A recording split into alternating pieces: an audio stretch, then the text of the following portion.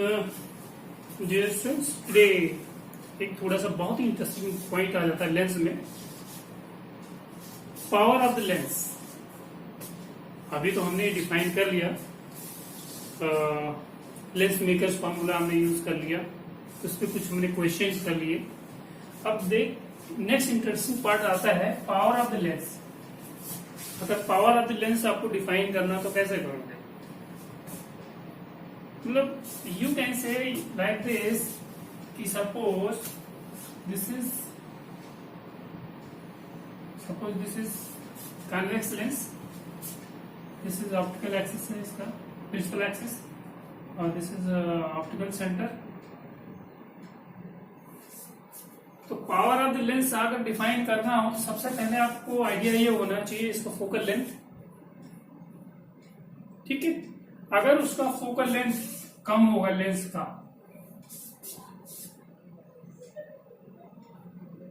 ठीक है, तो वो सपोज रेज आ रही हैं लाइक दिस, तो रिफ्लेक्शन के बाद जो रे जो है फोकल लेंथ से पास होगी, फोकल पॉइंट से।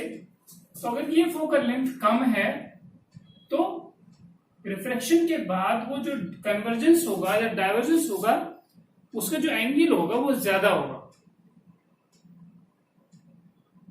अगर यही फोकल लेंथ यहां होता तो प्रिंसिपल एक्सिस से जो है उसका जो है कन्वर्जेंस से डाइवर्जेंस का जो एंगल बनता कम बनता।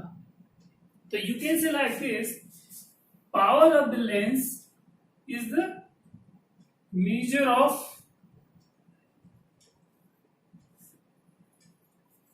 degree, measure of degree of which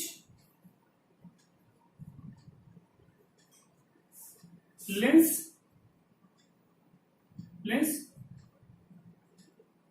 converges or diverges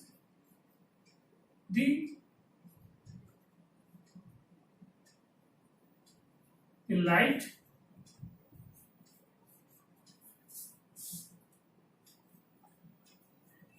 falling on it। जिसका फोकल लेंथ कम होगा उसकी कन्वर्जेंस और या डाइवर्जेंस की जो डिग्री होगी ज्यादा होगी, और अगर जिसका फोकल लेंथ ज्यादा होगा उसकी कन्वर्जेंस डाइवर्जेंस की जो डिग्री होगी वो कम होगी। ये माइंड हमेशा होना चाहिए। तो इजिएस्ट लेवल लैंग्वेज में डिफाइन करते हैं, power of the lens defines the measure of degree of which lens converges diverges the light falling on it. ठीक है, ये इजिएस्ट पॉइंट हम कह सकते हैं। एक और भी कह सकते हैं, अगर थोड़ा सा एक टेक्नोमेटिकल अगर उसमें आइडिया लेके चले तो उसमें एक और भी डिफाइन कर सकते हैं।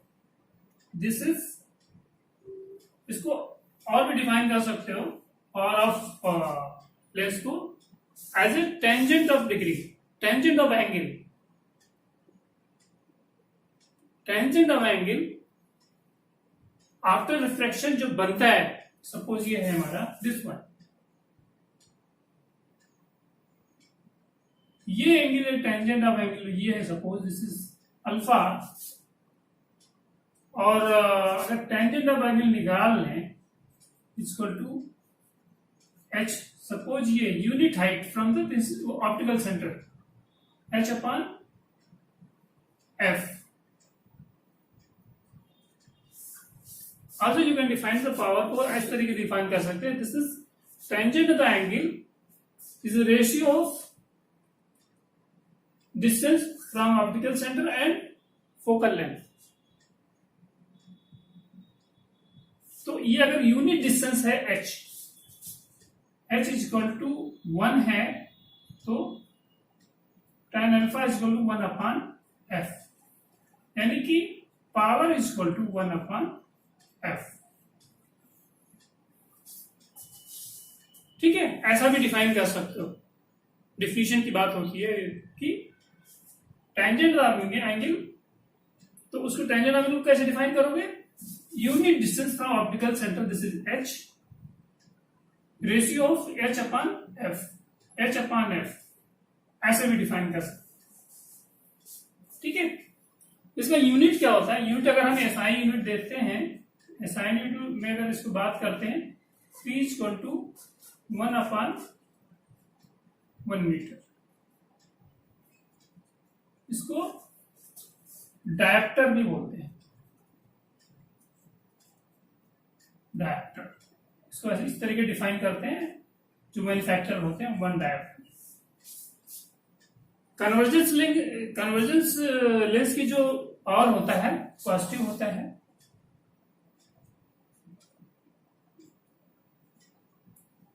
कन्वर्जेंस लेंस पॉजिटिव होगा, नेगेटिव होगा डाइवर्जेंस।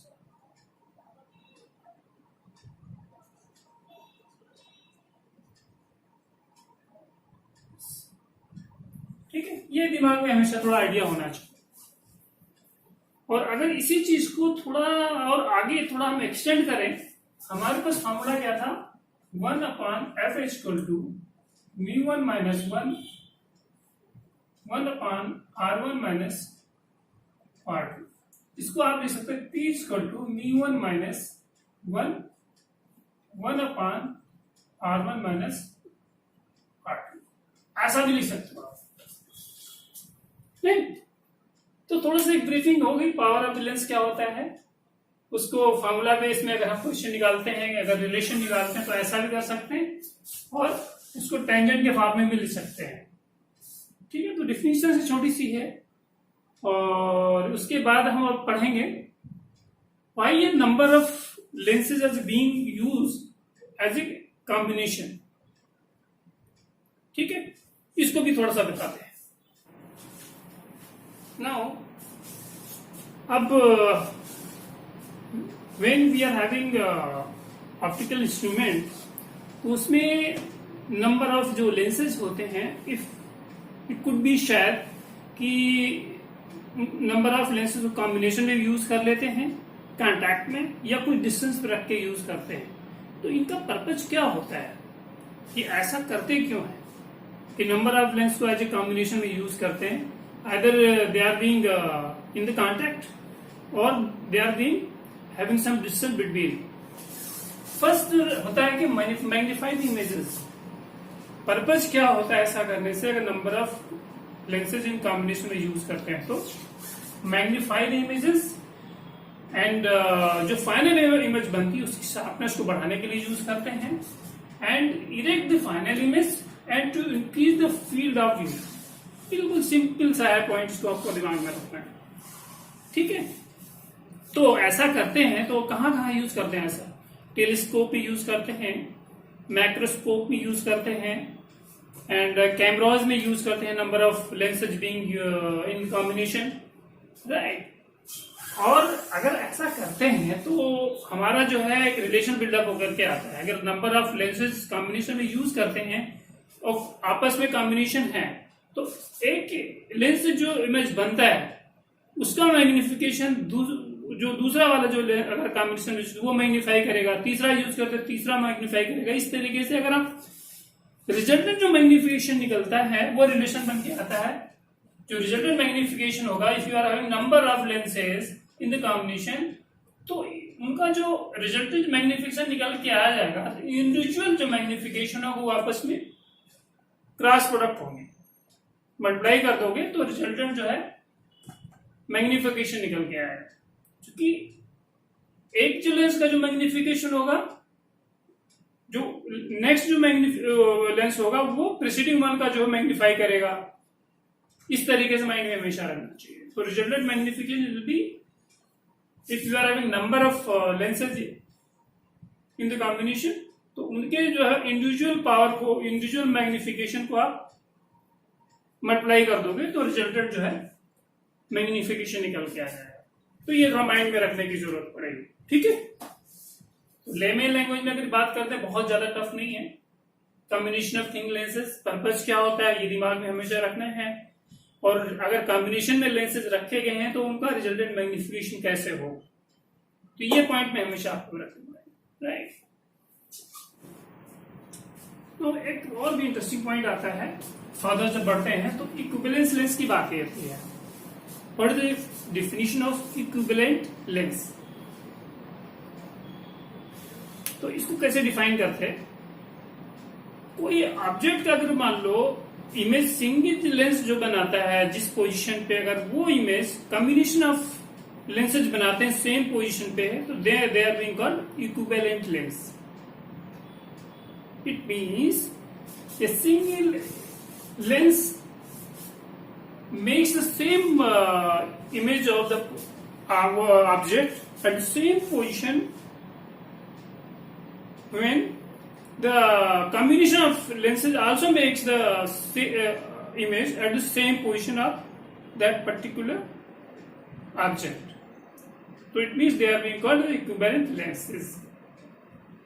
ठीक है, लेमन लैंग्वेज में एक बात करते हैं, अगर सिंगल लेंस किसी ऑब्जेक्ट का से जो जिस पोजीशन पे इमेज बनाता है उसी पोजीशन पे अगर नंबर ऑफ लेंसेज अगर कॉम्बिनेशन में यूज करते हैं, सेम पोजीशन में इमेज बनाते हैं, तो they are called equivalent lens.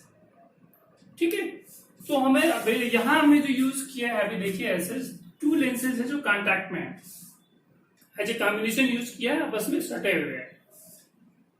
तो कोई पॉइंट ऑब्जेक्ट है, उसकी इमेज जो है अगर बाय द वे सेकेंड वाला नहीं है बाय द वे लेंस, तो उसकी इमेज I1 बनेगी। इसको अगर हम V डैश ले लेते हैं, यहां बनेगा। और यही जो इमेज होगी ये वर्चुअल ऑब्जेक्ट काम करेगा सेकेंड लेंस के लिए जब रिफ्रैक्शन होगा इससे। तो अगर हमारा जो थिन लेंस फॉर्मूला हमारा क्या कहता है, 1/F1 is equal to 1/V dash minus 1/U। चूंकि ऑब्जेक्ट U डिस्टेंस पे रखा हो तो हमारा एक रिलेशन ऐसा हो गया। दूसरा हमारा हो गया जो ये जो है इसके लिए जो सेकेंड वाले लेंस के लिए जो है आपको वो वर्चुअल ऑब्जेक्ट का काम करेगा, तो 1/F2 कर सकते हो आप। 1/ और फाइनल इमेज कहां बन रहा है, यहां बन रहा है V, इसको V लिख सकते हो आप 1/V डैश। दोनों सॉल्व करो, क्या निकल के आएगा, 1/F1 plus 1/F2 is equal to, करोगे तो ये क्रॉस हो जाएगा, तो 1/V माइनस 1/U। इसको क्या ले सकते हो, 1/F। इसको इंप्लाइज करके आप ऐसा भी लिख सकते हो, 1/F1 प्लस 1/F2। ये रिलेशन आपका बन निकल गया। अगर जब जो है दो लेंसेज कॉम्बिनेशन में रखे होते तो उनका जो रिजल्टेंट फोकल लेंथ निकल के आएगा, that will be addition of individual 1/F1 1/F2 is equal to 1/F। बहुत मुश्किल नहीं है, सिंपल सा फॉर्मूला है, उसको यूज कर लिया, ये निकल के आ गया। ठीक है, और कुछ आगे बात बढ़ सकती है जब कॉम्बिनेशन की बात करते हैं। और फर्दर अभी हमें अगर बाय द वे तो ये दोनों जो लेंसेज हैं किसी डिस्टेंस पर रखे हों तो उनके लिए जो फार्मूला निकल के आता है, जो रिजल्टेंट जो हमारा डिस्टेंस पे रखे होंगे इसी डिस्टेंस पे, दूसरा हमारा सिचुएशन आती है place at some distance d। तो रिलेशन हमारा बन के आता है 1/F is equal to 1/F1 minus 1 plus 1/F2 minus d/F1 F2। ये रिलेशन अभी अगर टाइम मिलेगा तो ये हम आपको डिफाइन कर देंगे, otherwise you should have this formula in the mind जब किसी डिस्टेंस पर रखे होते हैं दो लेंसेज। नाउ अब हमें क्या देखना है, दो लेंसेज हैं वो कॉम्बिनेशन में रखे हुए हैं, लेकिन इस कंडीशन में क्या है कि दोनों किसी डिस्टेंस पर रखे हुए हैं। दोनों किसी डिस्टेंस पे रखे हुए हैं, सपोज दोनों लेंसेज के बीच में डिस्टेंस है d है और उनका focal length f1 and f2 है। दो लेंसेज हैं L1 और L2 जो d डिस्टेंस पे रखे हुए हैं। तो इनका रिजल्टेंट अगर आप फोकल लेंथ निकालोगे तो कैसे निकालोगे? ठीक है, तो आप निकालने के लिए बेहतरीन तरीका यही है, कोई रे है वो ए रे है, फर्स्ट लेंस से रिफ्लेक्शन होने के बाद वो जाके एफ पे मिलती है, तो C1F जो होगा this will be the second principal focus of first lens. तो फर्स्ट डेविएशन क्या निकाल लोगे? फर्स्ट डेविएशन निकाल लो, delta one equal to first deviation निकालोगे तो tan delta h1/f1, this one and this one, first deviation निकल के आएगा। ठीक है, तो फर्स्ट डेविएशन जो निकल के आएगा ऐसा कर सकते हो, लैम्डा वन जो डेविएशन है फर्स्ट लैम्डा जो tan delta one equal to h1/f1। ठीक है, इसी तरीके से इसका फर्दर रिफ्लेक्शन होता है इसके सेकेंड उससे लेंस से, जो डेविएशन होता है जब कहां होता है? डेल्टा टू डेविएशन होता है। तो जब सेकेंड लेंस से जो रिफ्लेक्शन होता है तो जाके जो फाइनल जो इमेज बनती है f1 पे बनती है। ठीक है, तो आप ये कह सकते हो f1 will be the focal length of combination. आप ये कह सकते हो f1 will be the principal focus of the combination. अगर इसको बैक साइड में एक्सटेंड करते हो तो जाके मिलती है d पे। तो आप जब एक्सटेंड करते हो तो ये जो डेविएशन फाइनल डेविएशन जो होता है डेल्टा होता है, यही वो पोजीशन निकल के आती है जो फाइनल डेविएशन डेल्टा जो निकल के आती है। यहां मान लो सिंगल लेंस रखते हैं तो हमें सेम डेविएशन निकल के आता, सी पोजीशन पे रखते तो हम जो यहां सिंगल लेंस रखते हैं बाय द वे, तो हमें जो है डेल्टा सेम डेविएशन उससे भी निकल के आता। ठीक है, तो कोई इतनी करने की जरूरत है, तो हमने जो है डेल्टा वन निकाल लिया h1/f1, इस सेकेंड लेंस से जो डेविएशन हुआ तो डेल्टा टू निकाल लिया, tan डेल्टा h2/f2 ये निकाल लिया। लेकिन अब फर्दर हम जो हमारा जो फाइनल डेविएशन होता है CF this will be the final principal focus of combination. CF1 the final principal focus of combination। तो suppose F is the final, ये अगर कर समझो कि प्रिंसिपल फोकस ऑफ कॉम्बिनेशन अगर F हो गया तो अब यहां से आप डेल्टा निकाल सकते हो। डेल्टा निकालोगे तो delta equal to h1/f, delta equal to tan delta h1/f। बस आपका काम हो गया, आपने डेल्टा वन की वैल्यू निकाल ली, डेल्टा टू की वैल्यू निकाल ली और फाइनल डेविएशन डेल्टा की वैल्यू निकाल ली। ये तो निकल के आ गई आपके पास, बस आप कुछ नहीं करने की जरूरत।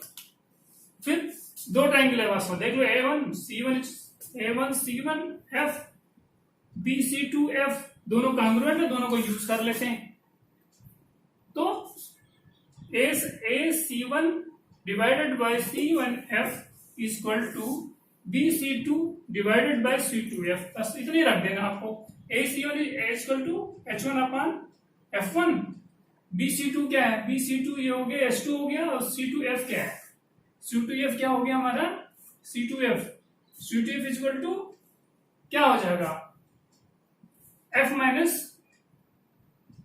C2F क्या हो जाएगा? F1 minus D। जो हमारा C2F होगा, C2F इक्वल टू F, यहां से यहां तक F1 है तो F1 माइनस D लिख सकते हो आप।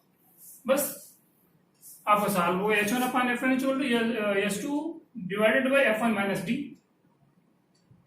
ठीक है, इससे आप S2 निकाल लो, जब S2 निकल के आ जाएगा यहां जाकर पुट कर दो ए वाले इक्वेशन में, फिर आपका रिलेशन H1 हर जगह रहेगा, वो आपस में कैंसिल आउट हो जाएंगे। तो 1/f equal to 1/f1 1/f2 minus D/f1/f2।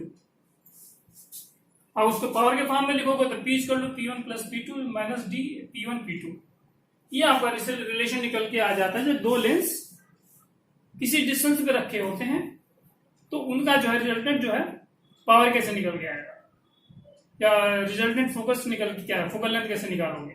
तो ये रिलेशन आपके पास बन के आ जाएगा, राइट। फिर हम फर्दर अभी न्यूमेरिकल्स करेंगे तो और भी जो कंफ्यूजन होगा आपके पास वो दूर हो जाएगा। एक क्वेश्चन चलते चलते हम देख लेते हैं। एक convex lens with contact with concave lens, magnitude of ratio of their focal length is 2/3 and also their equivalent focal length is 30 centimeter. Find their equivalent focal length. कैसे सॉल्व करेंगे? अगर इक्विवेलेंट है सपोज 2/3, तो suppose f1 is equal to focal length of convex, f2 is equal to focal length of concave. अगर हम इसको ऐसा भी लिख सकते हैं, बहुत इजी सवाल है क्वेश्चन पे देखने में। तो इसको मतलब इसका फोकल लेंथ f है, तो इसे f2 निकाल सकते हैं। तो f2 इज इक्वल टू कितना हो जाएगा, 3/2 f focal length of concave, right. और हमारा दिया गया हुआ है इक्विवेलेंट फोकल लेंथ दिया हुआ है, 1/30 equal to 1/f minus focal length of concave कितना होता है, माइनस होता है, तो 2/3 अगर हम पुट करेंगे 1/3/2 f, तो कितना हो जाएगा 1/f माइनस 2/3 f कितना हो जाएगा, सॉल्व करेंगे तो कितना हो सकता है, 3 माइनस 2/3f, तो f इक्वल टू 10 आ जाएगा। यानी कि कॉन्वेक्स लेंस में फोकल लेंथ 10 हो गया, और फॉर कॉन्वेक्स और फॉर कॉन्केव क्या हो जाएगा, कॉन्केव के क्या हो जाएगा, कितना है हमारा रिलेशन क्या बन के आया था, f2 equal to 3/2/f, 3/2 into f की जगह पे आप इक्वल टू 3/2 इंटू 10 लिख दोगे, कितना आ जाएगा 15। Focal length of concave lens is 50, focal length of convex का 10। आसान सवाल था, थोड़ा समझने के फेर होता है, थोड़ा हमने सोचा कि चलते रहते थोड़ा क्वेश्चन कर लेते हैं, ठीक है। फिर फर्दर और भी थोड़ा डिफिकल्ट क्वेश्चन करने की कोशिश करेंगे। ये थोड़ा सा इजी क्वेश्चन था, मैं थोड़ा सा उसको कंफ्यूज करने की कोशिश करी थी। यहाँ अगर गलती से जो है ना कि माइनस प्लस लगा देते हैं ना, चूंकि focal length of concave lens की कितना होता है, माइनस होता है, वही गलतियां कर जाते हैं बच्चे, राइट। तो ये आपका एक थोड़ा सा रिविजन हो गया। इस तरीके से क्वेश्चन आते हैं, नीट में आता है। अब इस तरीके क्वेश्चन नीट में आता है, बाईटी में इस लायक तो क्वेश्चन नहीं बचा हुआ, 2005 में आया हुआ था। नीट में ऐसा हो सकता है, मेंस में भी क्वेश्चन आ सकता है इस तरीके से कंफ्यूज करने के लिए, ठीक है।